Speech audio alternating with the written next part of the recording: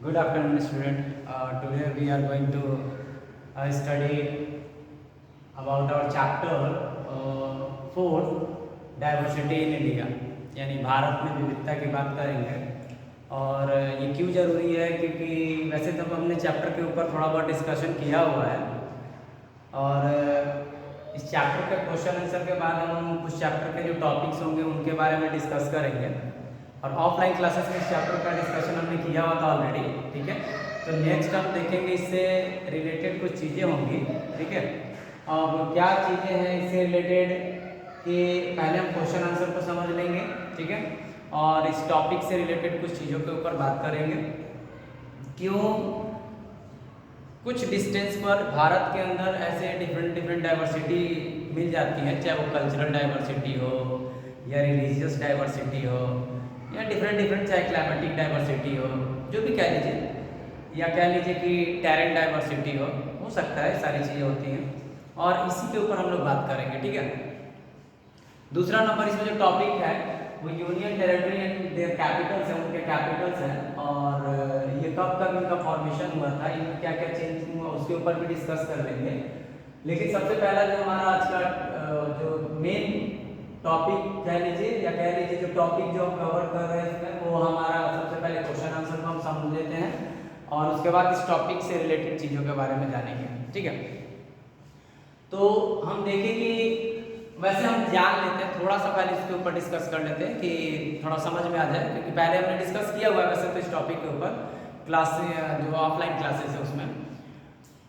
Diversity मतलब विविधता, और विविधता का मतलब क्या हो जाएगा कि आप कहीं आप सपोज दैट कि एक एग्जांपल के लिए आप कहीं ट्रैवल कर रहे हैं, अब ट्रैवल कर रहे हैं उसमें भी आप देखेंगे कि ट्रैवल बाय बस करिए, बाय ट्रेन करिए, तो ज़्यादातर बच्चों ने जरूर ट्रेन में सफ़र किया होगा और एक जगह से दूसरे जगह गए होंगे तो आपने देखा भी होगा डिफरेंट स्टेशंस या उनका जो स्टेशन के आसपास की जो खान पान है वो अलग अलग हो जाती हैं।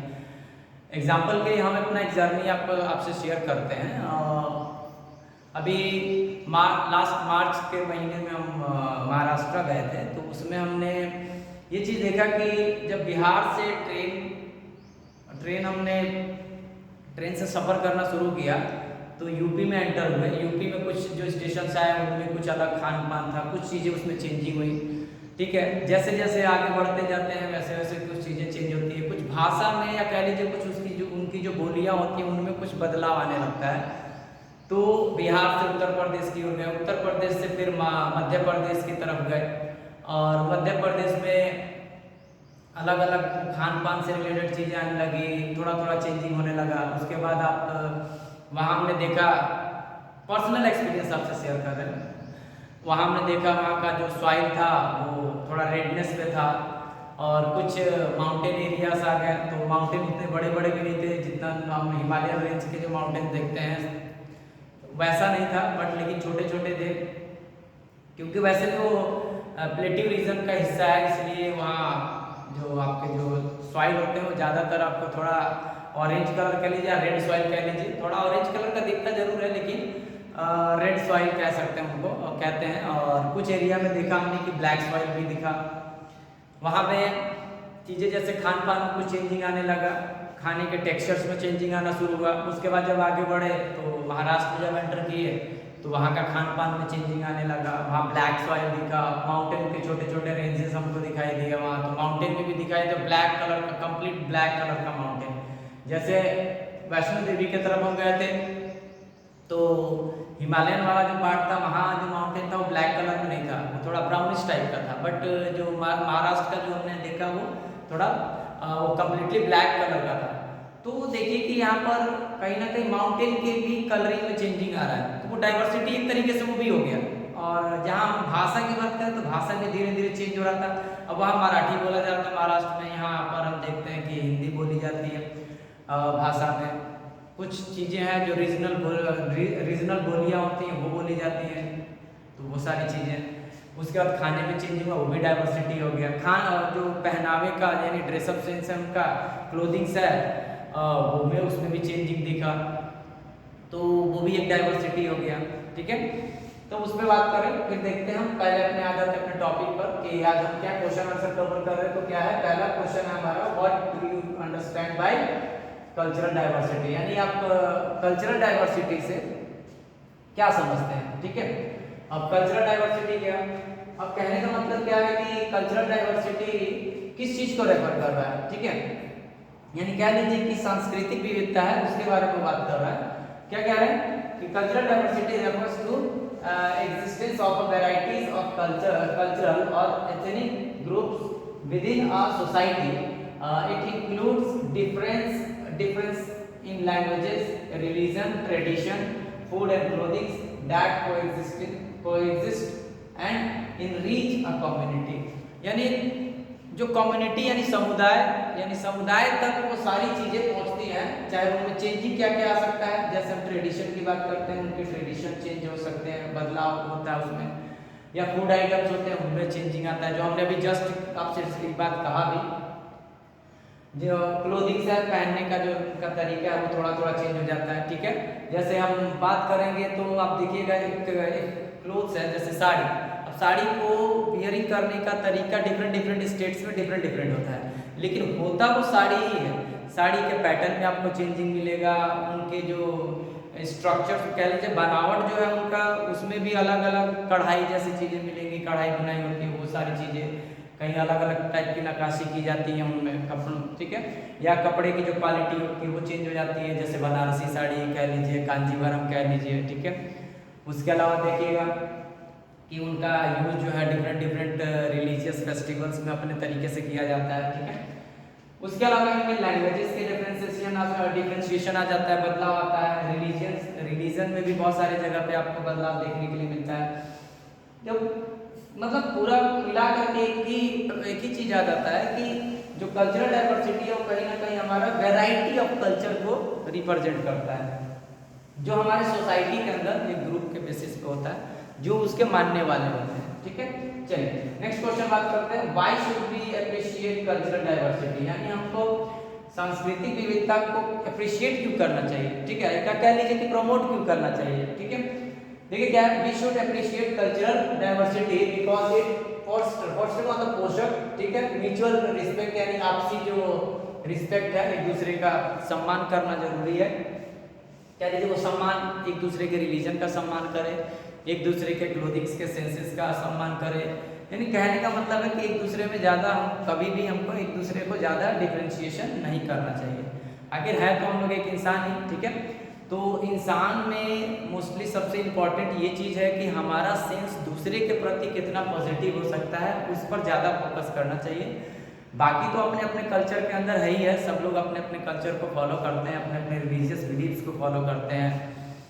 देखिए आगे क्या है, एंड प्रोमोट पीस, और हमें क्या शांति को ज़्यादा से ज़्यादा प्रमोट करना चाहिए। ठीक है, फिर क्या है, it allow people to learn from one another and contributes to a more vibrant and inclusive society. यानी ये क्या चीज़ अलाउ करता है लोगों को एक दूसरे से सीखने के लिए। क्या ना कि अगर कल्चरल डाइवर्सिटी है तो एक दूसरे से हम सीखते हैं, कुछ ना कुछ सीख सकते हैं कि कैसे। जैसे आप देखिए कि एक समय था जब हम खुद छोटे थे, तब की बात करें तो हम देखते हैं कि साउथ इंडिया में देखिएगा इडली डोसा सांभर ये सारी चीज़ें बहुत फेमस है।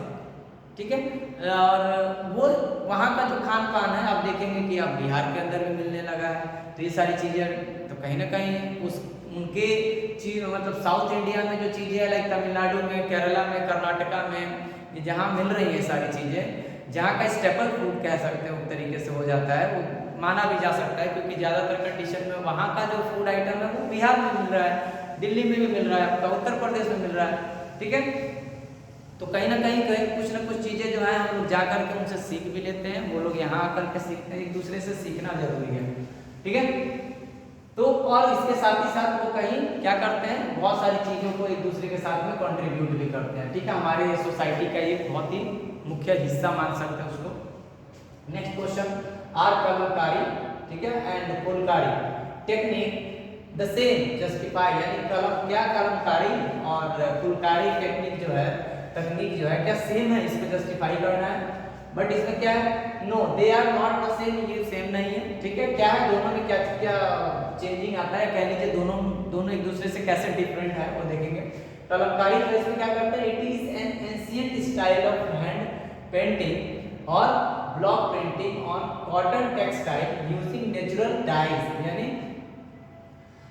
And it is famous in Andhra Pradesh and Telangana. अब ये क्या होता है कि यह हमारा क्या है, एंशिएंट स्टाइल है किस चीज का, हैंड पेंटिंग का, जो कि ब्लॉक प्रिंटिंग के थ्रू कॉटन के जो कपड़े होते थे ना उन पर एक तरीके से नेचुरल डाइज, डाइज का मतलब वो कलर जो होता है, नेचुरल जो प्राकृतिक कलर होता है ना, रंग, उनसे उसके ऊपर कढ़ाई किया जाता था, ठीक है, या ब्लॉक टाइप का बना करके उसको पेंटिंग किया जाता था, जैसे एक मोहर टाइप का रहता था। कैसे आज के समय में हम लोग एक छोटा छोटा स्टाम्प होता है उसको स्टाम्प के जैसे बनाते हैं, उसी तरीके से बड़े बड़े शेप में स्क्वायर हो सकता है, रेक्टेंगल फॉर्म में या सर्कुलर फॉर्म में एक फॉर्मेट होता था लकड़ी का, और या ब्लॉक टाइप का बना रहता है, उससे प्रिंटिंग किया जाता था, ठीक है। और यह काम फेमस है आंध्र प्रदेश और तेलंगाना में। फिर देखेंगे फुलकारी की बात करेंगे तो it is a traditional embroidery technique from Punjab. ये एक तरीके से पारंपरिक क्या है, ट्रेडिशन है, या कह लीजिए ट्रेडिशनल एंड पारंपरिक एक एम्ब्रॉयडरी है, जो एम्ब्रॉयडरी का मतलब कढ़ाई होता है, कढ़ाई तकनीक कह लीजिए है, जो कि पंजाब से रिलेटेड है, पंजाब में बहुत ही ज्यादा फेमस है फुलकारी, ठीक है। नेक्स्ट क्वेश्चन नंबर 4 देखेंगे, how is India's cultural diversity reflected in its cuisine and handicraft, यानी इंडिया का जो कल्चरल डाइवर्सिटी है वो कैसे कुजीन्स को, यानी जो खान पान से रिलेटेड चीजें होती हैं, जो वेराइटीज ऑफ जो डिशेज आती हैं उनकी बात कर रहे हैं, और हैंडीक्राफ्ट, ठीक है, जो हस्तकला से रिलेटेड चीजें हैं, वो एक दूसरे में कल्चरली तौर पे क्या क्यों डाइवर्सिफाई कैसे है उसकी बात कर रहे हैं। फिर क्या पहला कुजीन्स की बात करेंगे, तो कुजीन्स का मतलब हमने बोला ही कि खाने से रिलेटेड है, तो क्या है, each reason uses local ingredients and spices resulting in diverse dishes like the spicy curries of the south, the wheat based staples of the north and the seafood of the coastal area। और भी बहुत सारे areas हैं, देखेंगे उसमें बात कर लेंगे। देखिए कुजीन्स से रिलेटेड है तो हर एक रीजन का अपना एक लोकल इंग्रेडिएंट्स होता है, ठीक है, और कुछ स्पाइसेस होता है, जिसको इंग्रेडिएंट्स का मतलब सामग्री होता है, स्पाइसेस का मतलब मसाले। इसका रिजल्टिंग इसका परिणाम यह होता है कि जो डिशेस बनाई जाती है ना वो अलग अलग हो जाती है, कहने का मतलब जो डिशेस है वो डाइवर्स होती है एक तरीके से।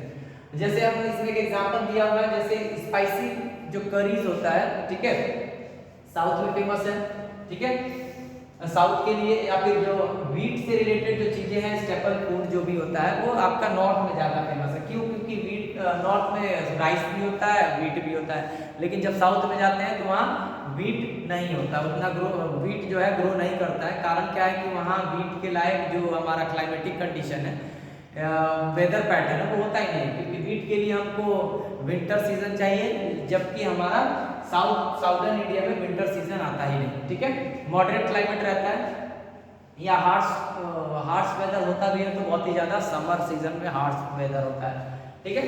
फिर जो सी फूड की बात करें तो कोस्टल एरिया में सी फूड खाया जाता है, जो किसी कोस्टल एरिया में ज़्यादातर देखिएगा आपका गुजरात है, उसके नीचे आएंगे तो महाराष्ट्र है, उसके नीचे आएंगे तो गोवा है, फिर कर्नाटका है, कर्नाटका से नीचे केरला है, केरला से थोड़ा सा ऊपर साइड में चलेंगे तो तमिलनाडु आ जाता है, आंध्र प्रदेश आ जाता है, उसके बाद आपका देखेंगे तो उड़ीसा है, ये सब एरिया, या वेस्ट बंगाल, ये सब एरिया आता है, ठीक है।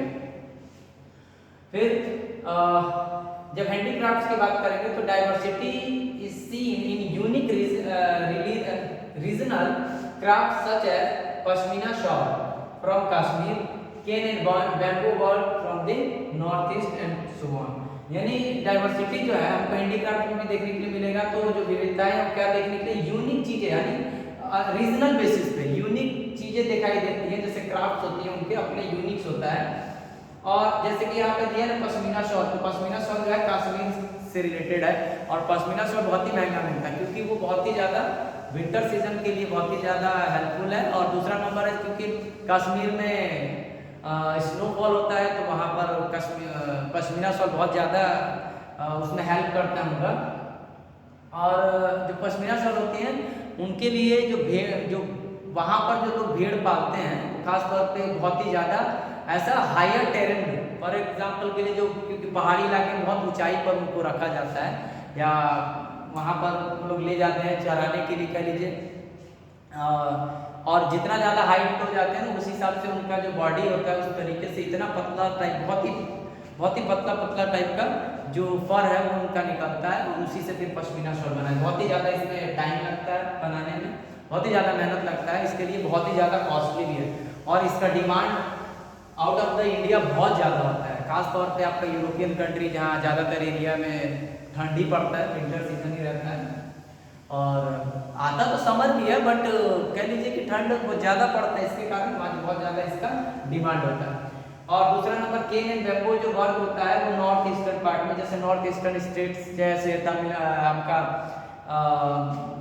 अरुणाचल प्रदेश हो गया, नागालैंड हो गया, मणिपुर हो गया, त्रिपुरा हो गया, मिजोरम हो गया, मेघालय रीजन हो गया, ये सब एरिया में बहुत ज़्यादा फेमस है। ठीक है, चलिए नेक्स्ट बात करें क्वेश्चन नंबर 5 की how does terrain and climate affect diversity in India. यानी टेरेन का मतलब क्षेत्र होता है, यानी क्लाइमेट और टेरेन जो है भारत के जो विविधता है उसको कैसे इफेक्ट डालते हैं, प्रभावित कैसे करते हैं, उसके बारे में बात कर रहे हैं। तो पहला नंबर इसके में देखेंगे, इसके 5 नंबर का क्या दिया, terrain and climate determine local resources which is turn influence lifestyle. For example people in cold mountain terrain wear woollen and build sloped roofs.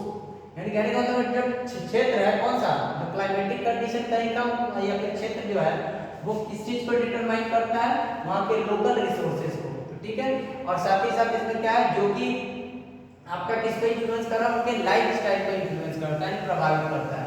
इसका एक एग्जांपल दिया है, क्या एग्जांपल है, जैसे जो लोग माउंटेन एरिया के जो कोल्ड रीजन वहां जो रहते हैं उन क्षेत्रों में क्या है वुलन क्लोथ पहना जाता है, जब वुलन क्लोथ पहनते हैं और साथ ही साथ क्या है उनका जो घर का जो रूफ होता है, जो घर का छत होता है वो स्लोपिंग टाइप का होता है, क्योंकि उस एरिया में स्नोफॉल होता है और स्नोफॉल के लिए आपका क्या होना चाहिए, स्लोपिंग रूफ होगा, तभी जाकर के स्नो जो है वो फिर स्लोप करके नीचे की ओर गिर जाएगा। ठीक है, फिर क्या है while those in coastal tropical climates, जब coastal tropical climate की बात कर रहा है तो कौन सा एरिया जो अभी हमने नाम लिया भी था, तो जो भी कोस्टल रीजन है इंडिया के उनकी बात करेंगे तो वहां के लोग क्या करते हैं, लाइट कॉटन क्लोथ्स पहनते हैं। ठीक है, these environmental factors lead to distinct regional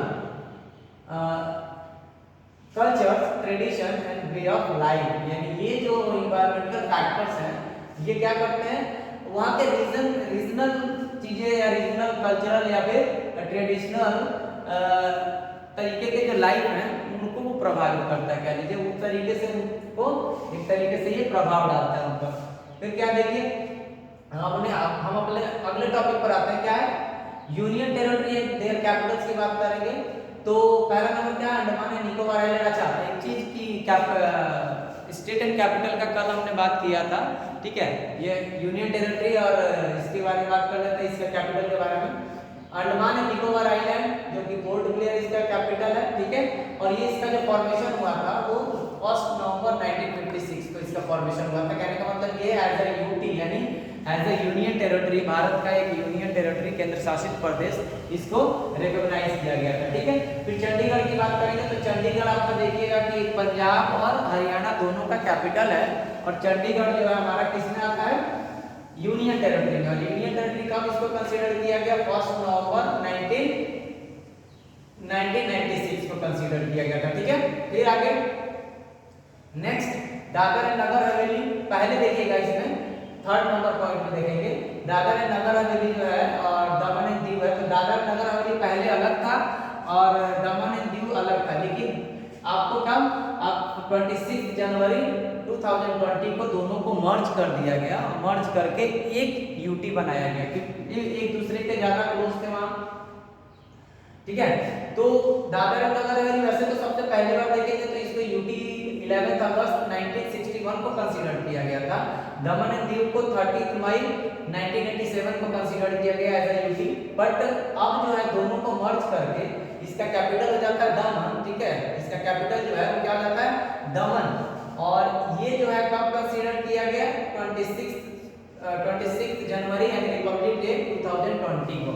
ठीक है। फिर अगर जम्मू कश्मीर की बात करेंगे तो जम्मू कश्मीर पहले एक स्टेट था और इसको फिर आपका 2019 या 1 अक्टूबर 2019 को इसको क्या किया गया, जम्मू एंड कश्मीर और लद्दाख को दो हिस्सों में डिवाइड किया गया, दोनों को एज ए यूटी कंसीडर किया गया, ठीक है। और इसमें देखिएगा एक आर्टिकल 370 और 35 में हटाया गया था जम्मू एंड कश्मीर से, जो कि इसको स्पेशल स्टेटस मिला हुआ था, उसको हटाने के बाद ही इसको क्या किया गया, as a union territory consider किया गया। जम्मू एंड कश्मीर को 1 अक्टूबर 2019 को कंसीडर किया गया, ठीक है, एज अ यूटी।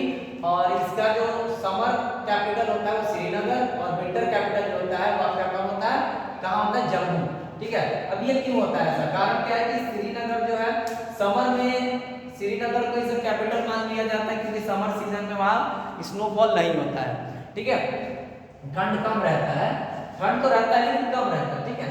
और जम्मू है जो कि विंटर, क्योंकि जब विंटर होता है तो विंटर में जो श्रीनगर वाला पोर्शन है उधर ज़्यादा ठंड पड़ने लगता है, वह स्नोफॉल ज़्यादा होने लगता है, जिसके वजह से कभी कभी ऐसा सिचुएशन आता है कि वहाँ का जो टेरेन है वो प्रॉब्लम क्रिएट करता है और वहाँ जाना आना जो होता है बहुत ही मुश्किल हो जाता है।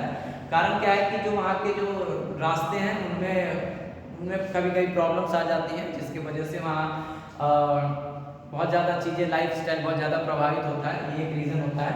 क्योंकि जम्मू वाले लोग उधर जा सही तरीके से जा नहीं पाते हैं, या जाते भी हैं तो बहुत कम लोग जा पाते हैं, कारण क्या है कि बर्फबारी होता है तो प्रॉब्लम होता है वैसा, ठीक है।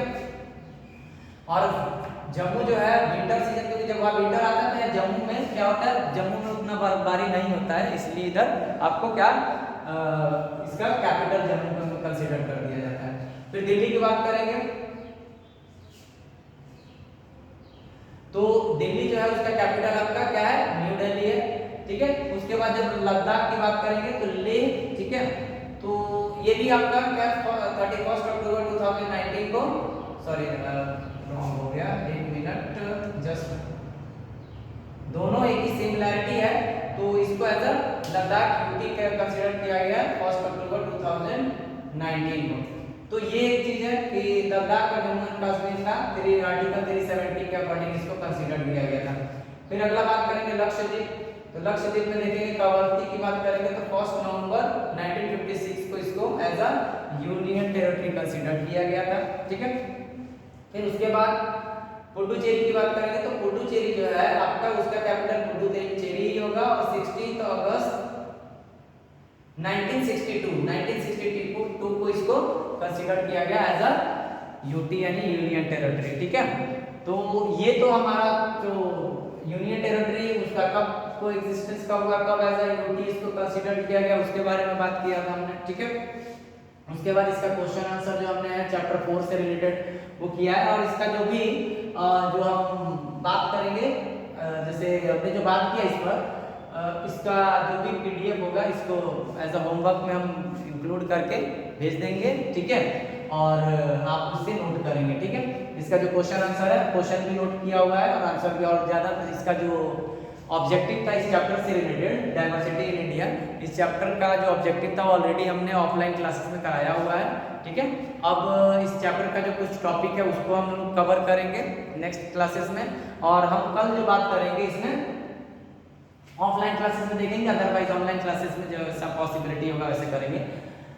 अब कल का जो हमारा जो टॉपिक रहेगा वो हमारा कल का टॉपिक रहेगा करंट अफेयर से रिलेटेड, या कह लीजिए कि chief minister of different state of India, और एक टॉपिक इसमें इंक्लूड करेंगे जो अभी रिसेंटली टाटा आईपीएल जो हमारा हुआ था ऑर्गेनाइज, उसमें कौन सा टीम विनर रहा, कौन रनर अप रहा, कौन ऑरेंज कैप किसको मिला, पर्पल कैप किसको मिला, फेयर प्ले ऑफ अवार्ड किसको मिला, ठीक है। इस टाइप से चीज़ें देखेंगे और उससे रिलेटेड करंट अफेयर को जानेंगे, ठीक है।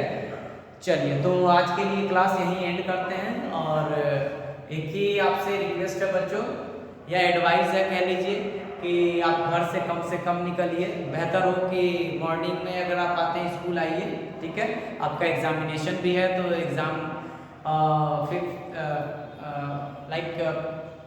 5 जून से आपका एग्ज़ाम है, ठीक है, मंथली एग्जामिनेशन, तो उनको अति करना है, ठीक है। उनको सभी बच्चे जो भी हैं, जो भी डे स्कॉलर्स हैं, उनको एग्ज़ाम पूरा पार्टिसिपेट करना है, एग्जामिनेशन में आना है उनको एग्ज़ाम में। और दूसरा नंबर आपका जो भी चीज़ें आपको मिल रही हैं, जिन क्लासेस में मिल रही है, सभी क्लासेस का जो भी इम्पॉर्टेंट नोट्स हैं उनको क्रिएट करिए, बनाइए और साथ ही साथ इसको नोट डाउन करिएगा, ठीक है। और बेहतर हो कि आप घर से ज़्यादा ना निकले, कारण क्या है कि हेल्थ बहुत इम्पॉर्टेंट है, ठीक है। इसीलिए कहा जाता है हेल्थ इज़ वेल्थ। और कारण कि बहुत ज़्यादा गर्मी है, तो बेहतर हो कि बहुत शाम को सनसेट होने के बाद निकले तो ज़्यादा बेहतर है। कारण क्या है कि बहुत ज़्यादा लू लगने के चांसेस है, हीट स्ट्रोक आने के चांसेस ज़्यादा हो जाती हैं, इसलिए। और दूसरा नंबर है कि आप पानी ज़्यादा से ज़्यादा पिए, ठीक है, जिससे कि बॉडी आपका डिहाइड्रेट ना हो, ठीक है। पानी का लेवल आपको बॉडी में मेंटेन रहे, बॉडी का टेम्परेचर मेंटेन रहेगा इससे, और आप हेल्दी रहिएगा। चलिए आज के लिए यहीं क्लास एंड करते हैं। चलिए, थैंक यू।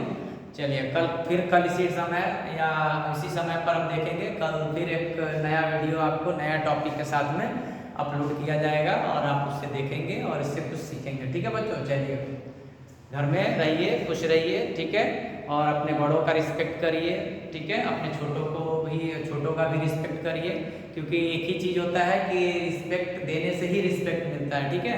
तो इसका खास तौर पे ख्याल रखें, क्योंकि लाइफ में बहुत सारी चीज़ें हैं, पॉजिटिविटी सबसे ज़्यादा जरूरी है। अगर आप माइंड पॉजिटिव रख के सारी चीज़ों को करते हैं तो आपका लाइफ भी पॉजिटिव रहता है, ना किसी से झगड़ा होना है या क्या जरूरी है इन सब चीज़ों को करने का, यानी झगड़ा करने से मिलेगा क्या।